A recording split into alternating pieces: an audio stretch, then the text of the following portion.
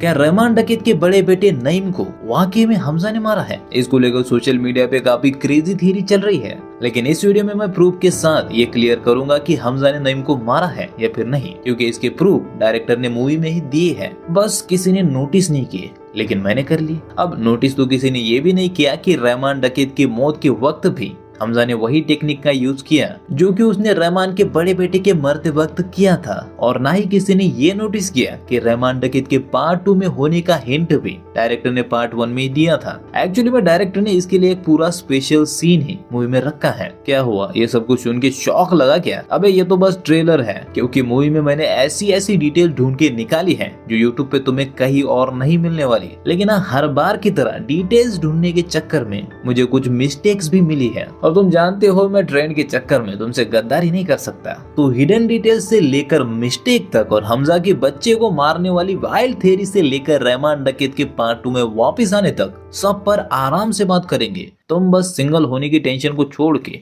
ये वीडियो देखो। Detail number 1, Rahman डकैत और अक्षय खन्ना का बर्थ ईयर सेम है, 1975। हाँ, इस चीज ने मुझे भी काफी ज्यादा झटका दिया था, पर गूगल पर दोनों की बर्थ ईयर तुम खुद सर्च करके देख सकते हो। अब ऑफकोर्स डायरेक्टर ने बर्थ ईयर देखकर तो अक्षय खन्ना को साइन नहीं किया था, पर ये कमाल का कोइंसिडेंस है। वैसे आलम सोडा वाले के खाना देते ही हमजा इतने जल्दी से इसीलिए खाता है क्योंकि वो कई दिनों से भूखा होता है, और अगर तुम नोटिस करोगे तो वो ये सोडा भी बहुत ही जल्दी पीता है, क्योंकि सुबह से लेकर शाम तक पूरा एक दिन उसे बॉर्डर से कराची बस स्टैंड तक जाने में ही लग जाता है। फिर आधा दिन उसे आलम सोडा पहुंचने पे लगता है, और उसके बाद रात में लुल्ली आ जाता है, और इन 2 दिनों में उसने सिर्फ एक बार दूध सोडा पिया होता है, इसलिए खाना देखते ही लपक लेता है। नंबर 3, मूवी की शुरुआत में जो हाईजैक दिखाया जाता है वो सिर्फ ट्रू इवेंट्स पे बेस नहीं है, बल्कि उसकी कुछ चीजें एग्जैक्टली डायरेक्टर ने वैसी दिखाई है जैसे कि एक इंसान को सच में उन आतंकवादियों ने मार दिया था, और वहीं पे अजय सानियाल ने जो भारत माता की जय बोलने को बोला था और हॉस्टेजेस ने डर के मारे नहीं बोला था, वो भी रियल में हो चुका है। ये अजीत डोभाल, जिनसे आर माधवन का ये कैरेक्टर इंस्पायर्ड है, उन्होंने खुद सोशल मीडिया पे कंफर्म किया है। यही नहीं बल्कि जिन आतंकवादियों की फोटो हमें स्क्रीन पे दिखाई जाती है वो भी रियल वाले फोटो यूज किए हैं। वैसे आलम सोडा वाले से ये पता चलता है कि हमजा इंडिया का पहला जासूस नहीं है जिसे अजय सानियाल ने पाकिस्तान भेजा है। फिर सवाल ये है कि धुरंधर मिशन को पीएम मना क्यों कर रही थी, और अगर ये मिशन पहले से ही चल रहा था तो सानियाल को परमिशन की जरूरत क्या थी? बस कंसर्न कि इतना लॉन्ग टर्म प्लान सक्सेसफुल हो पाएगा, क्योंकि पहले जो जासूस पाकिस्तान में भेजे जाते थे उनका काम होता था भेस बदल के वहाँ रहना और वहाँ से इम्पोर्टेंट इंफॉर्मेशन को इंडिया पहुँचाना, और इसीलिए किसी की नजर में न आ पाए इसीलिए वो कोई छोटे मोटे नौकरी कर लेते हैं, जैसे कि आलम भाई की सोडा दुकान ले लो। रियल में भी यही होता है। अजीत डोभाल खुद 1970 से लेकर 80s तक यानी करीब 7 साल तक पाकिस्तान में अंडर कवर रह चुकी है, लेकिन ये स्पिनॉज की हिस्ट्री में पहली बार हो रहा था जहाँ किसी को अंडर कवर सिर्फ इंफॉर्मेशन भेजने को नहीं बल्कि वहाँ के अंडरवर्ल्ड में घुस के इंडिया के दुश्मनों को मारने के लिए भेजा जा रहा था, इसलिए परमिशन लेने की जरूरत थी। एस्पिनाज के इतिहास में पहली बार हम अपना असेट पाकिस्तानी अंडरवर्ल्ड, उनका माफिया, उनकी गैंग्स को इन्फिल्ट्रेट करने भेजेंगे। नेक्स्ट डिटेल, रियल लाइफ में रहमान डकैत का कोई हथियार बनाने का कारखाना नहीं था, और ये इसीलिए इम्पोर्टेंट है क्योंकि मूवी में एसपी चौधरी असलम रहमान के फेक इनकाउंटर के लिए यही वजह देता है कि उसकी गाड़ी में हथियार बरामद हुए थे। वैसे अगर तुम वाकई में डायरेक्टर का डेडिकेशन देखना चाहते हो तो अगली डिटेल से तुम्हें वो पता चलेगा, क्योंकि मूवी में कैरेक्टर की छोटी छोटी डिटेल्स पर बहुत ध्यान दिया गया है, जैसे कि हमजा बहुत ही शार्पली क्विक डिसीजन ले सकता है। एग्जाम्पल के लिए उसे शुरुआत में याद है कि वो उन गुंडों को मार नहीं सकता वरना गैंगस्टर की नजर में आ सकता है। उसी तरह से इस गन शूट में रहमान डकैत के बेटे के मरने के बाद कोई नॉर्मल जासूस भाग जाता है, जैसे आलम सोडे वाला बोल रहा था, लेकिन वो चारों तरफ देखता है, उसे पता चलता है कि लोगों ने उसे देख लिया है तो भागेगा तो पक्का मरेगा। उसी तरह से जब बाबू डकैत उसे देखता है तो वो गुस्से से उसकी तरफ देखता है, जो ये दिखाता है कि वो बहादुर है, लेकिन जब रहमान डकैत सेम उसी तरह से उसकी तरफ देखता है तो वो नजरें झुका लेता है, क्योंकि उसे रहमान की गैंग में शामिल भी होना था। उसके सामने ऐसी सारी सिचुएशन हुई थी कि उसे अचानक से डिसीजन लेने पड़े, और जरा सी भी गलती उसकी मौत का कारण बन सकती थी। वैसे मरने से याद आया, थोड़ी देर में हमजा ने रहमान के बेटे को मारा है कि नहीं बताऊंगा, वो भी प्रूफ के साथ, बस थोड़ा सा सब्र करो। अब हमजा के क्विक डिसीजन की पावर तो तुमने देख ली, पर रहमान भी कम नहीं होता। इस सीन में जब हमजा को पता चलता है कि खन्नानी ब्रदर्स नकली नोट इंडिया में इंपोर्ट कर रहे हैं तो वो चिंता में पड़ जाता है। और हमजा का ये रिएक्शन बिल्कुल एक्यूरेट था, क्योंकि भले ही वो एक ट्रेंड सोल्जर या फिर स्पाई है, लेकिन फिर भी वो एक इंसान है। और एक इंसान को जब अचानक से कोई शॉकिंग चीज पता चलती है तो वो चाहे कितना भी अपने आप को कंट्रोल कर ले, उसके चेहरे पे उस सिचुएशन के परिणाम दिखाई देते हैं। लेकिन इंटरेस्टिंग बात तो ये है कि उसकी ये चिंता रहमान पकड़ लेता है और इससे ये पता चल जाता है कि रहमान बहुत तेज है। इसी तरह से जब बाबू डकैत को मारना था तब भी रहमान हमजा को इसीलिए पूछता है क्योंकि उसके चेहरे से रहमान को ये पता चल जाता है कि हमजा उजैर से डिसएग्री कर रहा है। अब बहुत लोगों को ऐसा भी लग सकता है कि यहाँ पे हमजा रहमान को बाबू डकैत को मारने के लिए भड़का रहा है, लेकिन ऐसा नहीं है। यानी कि अगर इन सब ने ना बोला होता तब भी वो वही करता। और ये बात जमाली ने पहले ही कंफर्म की थी कि रहमान किसी की नहीं सुनता। अब रहमान किसी की नहीं सुनता ये हमें इस सीन से भी पता चलता है, जहां बलीचो के खिलाफ गद्दारी करने से हमजा रहमान को रोकने की कोशिश करता है, लेकिन वो उल्टा हमजा को मारने के लिए तैयार हो जाता है। वैसे रहमान की ये खासियत हमें क्लाइमैक्स में भी दिखाई देती है, जहां वो गाड़ी में हमजा के चेहरे से ही ये पहचान लेता है कि हमजा ने उसे मारने का प्लान बनाया है। नेक्स्ट डिटेल, येलिना बोलती है कि किसी बर्गर बच्चे के साथ उसका बाप उसकी शादी कर देगा। तो ये बर्गर बच्चा होता क्या है? दरअसल ये एक पाकिस्तानी स्लैंग शब्द है जिसका इस्तेमाल एलिट और अक्सर प्रिविलेज युवाओं के लिए किया जाता है, और इसका मतलब है कि वो लोकल असलियत से कटे हुए हैं और ट्रेडिशनल खाने, कपड़े और रहन सहन से हटके फास्ट फूड और स्टाइलिश जिंदगी जीना पसंद करते हैं। अगर तुम समझ नहीं पा रहे हो तो अच्छे से समझने के लिए इन्हें तुम उन स्टार किड्स से कंपेयर कर सकते हो जो हिंदी फिल्मों में काम करते हैं और उन्हें हिंदी नहीं आती। वैसे एसपी चौधरी के रहमान डकैत को इस पुल पे पकड़ने से पहले ही हमजा उसे बचा सकता था, क्योंकि जब रहमान के बेटे की तबीयत खराब होती है तो घर से निकलते वक्त ही बावर्ची अखलाक पे हमजा को शक हो जाता है, लेकिन उजैर के पूछने पे भी वो नहीं बताता। क्या हो गया? सब ठीक है? उजैर स्पेसिफिकली पूछता है सब ठीक है, और हमजा हाँ बोलता है। और ऐसा नहीं था कि उसे बस शक था, वो एक शार्प जासूस है और उसे पक्का पता था कि रहमान की बेटे की तबीयत खराब होना और अखलाक का ऊपर से किसी को फोन पे कुछ बताना कोई कोइंसिडेंस नहीं है। लेकिन फिर भी वो तब चुप रहता है, क्योंकि उसके लिए रहमान से ज्यादा जरूरी ये होता है कि वो मेजर इकबाल के पास जाके ये पता करे कि वो अपने लोग इंडिया पक्का भेज रहा है या फिर नहीं। तो जी लड़के तैयार हैं, कल निकल रहे हैं। अब सवाल ये है कि अगर हमजा ने पहले रहमान को नहीं बचाया तो बाद में एसपी चौधरी से दुश्मनी लेके क्यों बचाया और फिर लास्ट में क्यों मारा? तो दरअसल ये सारी चीजें भी उसके मिशन के साथ ही जुड़ी हुई थी, क्योंकि जैसे वहां जाके उसे पता चलता है कि मेजर इकबाल ने अपने लोगों को अटैक के लिए भेजना कैंसिल कर दिया है, तो वो रहमान डकैत को जान पे खेल के बचाता है, क्योंकि हमजा अच्छी तरह से जानता है कि रहमान अकेला ऐसा इंसान है जिसके सहारे वो मेजर इकबाल के पास जाके ये पता कर सकता है कि अटैक के लिए वो अपने आदमी कब भेजेगा। और उसके बाद जब रहमान दूसरे अटैक के लिए भी मान जाता है तब वो उसे मारने का प्लान बनाता है। और यहाँ पे भी डायरेक्टर के जीनियस दिमाग की तारीफ बनती है, क्योंकि जो भी सीन्स मैं तुम्हें बता रहा हूँ वहाँ पे भी डायरेक्टर ने ऐसी सिचुएशंस को क्रिएट किया था कि ये सारे डिसीजन भी हमजा को क्विकली लेने पड़े थे।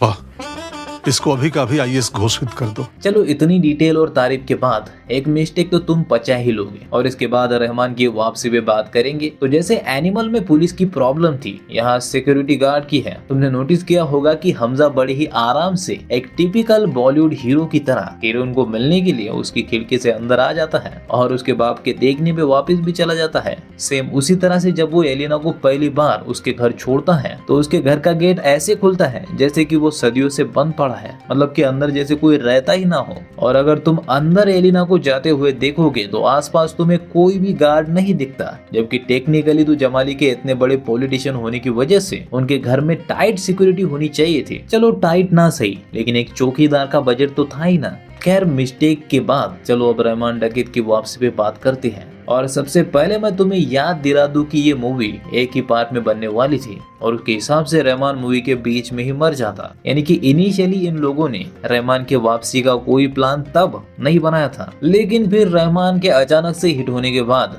अगर मेकर्स उसकी एक झलक दिखाना चाहेंगे भी तो ऐसा सिर्फ उसके पास्ट के जरिए ही हो सकता है। और इस सीन में रहमान ये बोलता है, 4 गोली खाई है मैंने अपनी कौम के लिए, जबकि मूवी में इस सीन से पहले ऐसा कोई सीन नहीं था जिसमें ये दिखाया गया हो कि रहमान डकैत को 4 गोलियां लगी थी। वहीं पे आलम ने उसके माँ के कत्ल की कहानी भी सुनाई थी। यानी कि अगर मेकर चाहे तो फिर इजीली हाइप के लिए रहमान डकैत को वापस ला सकती है, लेकिन ऑनेस्टली मुझे नहीं लगता कि आदित्य धर रहमान डकैत को वापस लाएंगे। पार्ट 2 की हाइप पहले से ही बहुत ज्यादा है और ऐसे में वो इसमें ज्यादा चेंजेस नहीं करेंगे। अगर कोई रीशूट हुई भी तो वो फ्यूचर प्लान्स को लेकर होगी, शायद कोई यूनिवर्स या फिर पार्ट 3 को लेकर, जो कि पर्सनली मेरे हिसाब से इम्पॉसिबल ही है। खैर हम आगे बढ़ते हैं। तो उजैर के सामने ही हमजा असला बारूद लेने की तारीख 9 अगस्त की तय करता है, लेकिन 9 अगस्त को वो बोलता है मुझे तो पता ही नहीं था कि डिलीवरी की तारीख आज है। क्योंकि शादी के दिन उसने बहुत पी रखी थी, इसलिए उसे कुछ भी याद नहीं होता कि उस दिन क्या हुआ है। लेकिन यही बात जब लास्ट में हमजा रहमान को चिपकाता है तो उसे याद होता है, क्योंकि इस टेबल पे रहमान डकैत उजैर बलोच जितना नशे में नहीं होता। डिटेल नंबर 13, गाड़ी वाली फाइट को जरा ध्यान से देखो, कितनी लॉजिकली डिजाइन की गई है तुम समझ जाओगे। जैसे कि रहमान डकैत हमजा के ठीक पीछे होता है और उसे आसानी से मार सकता था पीछे से चाकू घोंप के, लेकिन वो उसका गला काटने की कोशिश करता है। ऐसा इसीलिए क्योंकि उसके हाथ में चाकू नहीं है, बल्कि उस तरह होता है, इसको चाकू की तरह नहीं चलाया जा सकता, इसलिए रहमान हमजा पे सही से हमला नहीं कर पाता। अगर यहाँ पे चाकू होता और फिर भी रहमान हमजा का गला काटने की कोशिश करता तो फिर लॉजिक में प्रॉब्लम हो जाती। इसलिए डायरेक्टर ने बड़े स्मार्टली उसके हाथ में उस तरह थमा दिया। क्या बात है। सेम इसी तरह से जैसे ही हमजा के सामने वाला आदमी गन निकालता है वो ब्रेक मारता है, जिसकी वजह से रहमान डकैत उस तरह लेके पीछे चला जाता है। हमजा के दोनों हाथ खुलती है और वो सामने वाले की गन से उसी के पैर पे हमला करता है। अच्छा, डोंगा अभी तक कंफ्यूजन में होता है कि साला ये चल क्या रहा है, इसलिए वो हमला नहीं करता। यानी कि देखने से ऐसे लग रहा है कि हमजा इन तीनों को मार रहा है, लेकिन ये तीनों किसी न किसी प्रॉब्लम की वजह से हमजा का सही से मुकाबला नहीं कर पा रहे हैं। और यहाँ पे डायरेक्टर की तारीफ जितनी की जाए उतनी कम है। हालांकि इसमें भी थोड़ी गलतियां हुई है यहाँ वहाँ पे, जैसे कि जब हमजा सीट बेल्ट बांध के गाड़ी को पोल से टकरा रहा होता है, उससे ठीक पहले रहमान का हाथ उसके गले पे आता है और तब हमजा के दोनों हाथ सीट बेल्ट और ड्राइविंग पे होते हैं। यानी कि आसानी से रहमान उसका गला काट सकता था, लेकिन 1 सेकंड के बाद यहाँ पे उसका हाथ गायब हो जाता है। वहीं पे जैसे ही एसपी चौधरी असलम आता है तो ये लोग अपने सीटों के नीचे से राइफल निकालते हैं, जो कि हमजा को मारते वक्त इन्होंने यूज नहीं किए। अगर यही हथियार गाड़ी के डिक्की में होते तो सीन थोड़ा सा और रियलिस्टिक हो जाता। अब मिस्टेक की बात हो ही रही है तो चलो फिर एक और मिस्टेक की बात कर लेते हैं। तेरा तो गेम बजाना पड़ेगा। यहाँ पे क्लियरली देखा जा सकता है कि हमजा और Yelina modern digital 3D cinema hall में बैठे हैं और ये टाइमलाइन 2008 से पहले की है, क्योंकि अभी तक 26/11 नहीं हुआ है जो कि 2008 में हुआ था। जबकि पाकिस्तान का पहला 3D थिएटर 31 दिसंबर 2010 को कराची के एट्रियम सिनेमा में खुला था। यानी कि इस टाइमलाइन से करीब 2.5 साल बाद। तो ये एक क्लियर मिस्टेक है, जहाँ पे जल्दबाजी में बेचारे डायरेक्टर साहब भूल गए कि टाइमलाइन में फेरबदल है। मैं आ जाऊं क्या अपनी पर?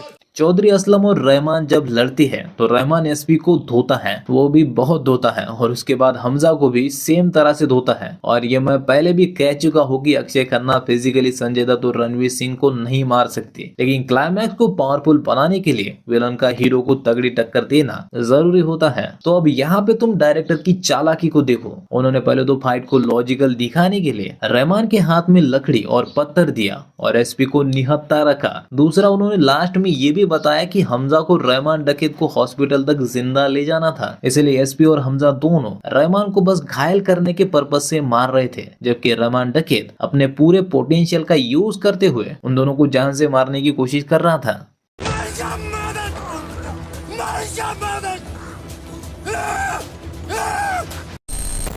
वाह सर, क्या बात है। तारीफ के लिए शब्द कम पड़ रहे हैं मेरे पास। अच्छा चलो, कभी हमारी मुलाकात हुई तो फिर फुर्सत में आपकी तारीफ मैं कर दूंगा। सैल्यूट आपके परिश्रम को। नेक्स्ट डिटेल, रहमान डकैत को मारते वक्त हमजा वही टेक्निक यूज करता है जो उसने उसके बेटे के वक्त की थी। वो उसे जिंदा रखता है और लोगों को ऐसे दिखाता है कि उसने रहमान को बचाने की पूरी कोशिश की है। हालांकि रहमान के बेटे के वक्त वो चीज एक्सीडेंटली हुई थी, लेकिन हमजा उससे ये समझ चुका था कि अगर वो भागने की जगह खुद रहमान को अपने कंधे पे उठा के अस्पताल लाए और लोग उसकी तरफ से गवाही दे तो फिर कोई भी उस पर शक नहीं करेगा। वैसे चलो अब ये भी जान ही लेते हैं कि क्या वाकई में हमजा ने रहमान डकैत के बड़े बेटे नईम को मारा था। अब वैसे तो इंटरनेट पे बहुत सारे लोग इस थ्योरी की बात कर रहे हैं, लेकिन मुझे इस पे बात करना जरूरी लगा क्योंकि मिस्टर सुपर लैड भाई और स्टूपिड वन भाई, इनको भी मैंने इस थ्योरी का सपोर्ट करते हुए देखा, तो मुझे लगा यार सबके लिए इसको क्लियर करना चाहिए। तो मैंने भी उस सीन को स्लो मोशन में देखा और सच में नईम को आखिर तक गोली नहीं लगती है। हमजा के उसे पलटने तक वो बिल्कुल ठीक ठाक था, लेकिन ये हमजा की चाल नहीं है बल्कि सैडली कंटिन्यूटी एरर है, क्योंकि हमजा नईम को मार ही नहीं सकता। अब क्यों नहीं मार सकता ये जानने से पहले मैं तुम्हें प्रूफ देता हूँ। तो नईम के मरने के बाद हमजा के रिएक्शन को जरा ध्यान से देखो।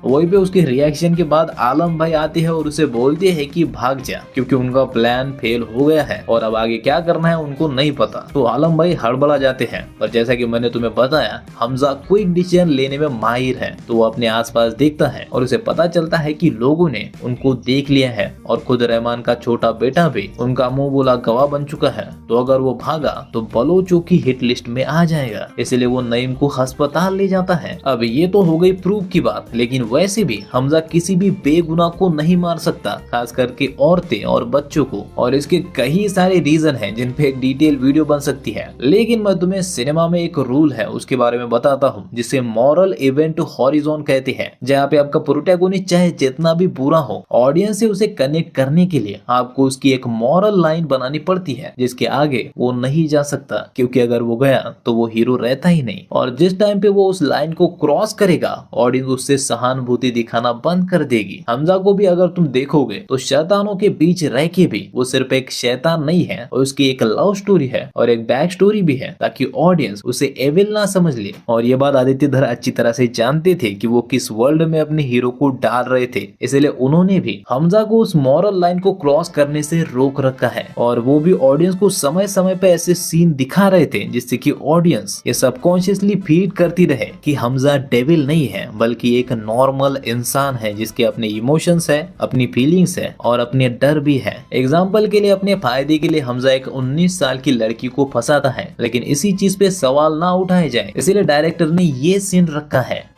जमील जमाली की लड़की को मारा है, इश्क क्या है याशी? इश्क।